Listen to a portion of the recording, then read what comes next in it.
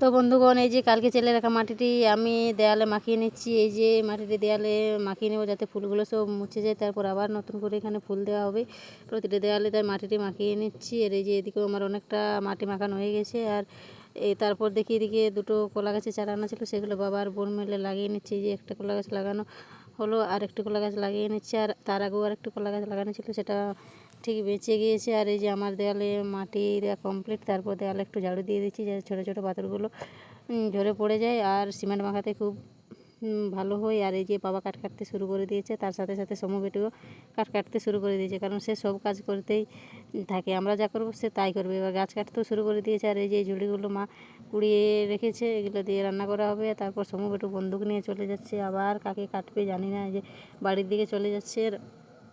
এর একটু পর আমরা চলে গেছি আবার মাটি আনতে। এখানে যে আমার দাদা মাটি কুড়িয়ে দিচ্ছে, আর আমরা সবাই মিলে পর মাটি নিয়ে চলে যাব বাড়ি। আর সমবেটু এই যে সাইকেলের উপরে বসে পড়েছে, সাইকেলের উপরে মাটির বস্তা, তার উপরে সমবেটু। আর এই যে সবাইকে নিয়ে চলে যাচ্ছি বাড়ি। একটু পর পৌঁছে গেছি আমাদের বাড়ি।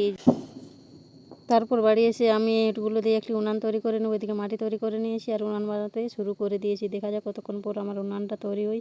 এই যে একটু পর আমার উনানটা এটুকু তৈরি হয়েছে, বাকিটা তোমাদেরকে দেখাচ্ছি। একটু পর আমার উনানটা রেডি হয়ে গেছে, আর এদিকে সন্ধেও হয়ে গেছে। ঠিক আছে বন্ধুরা, টাটা বাই, ভালো থেকো সবাই।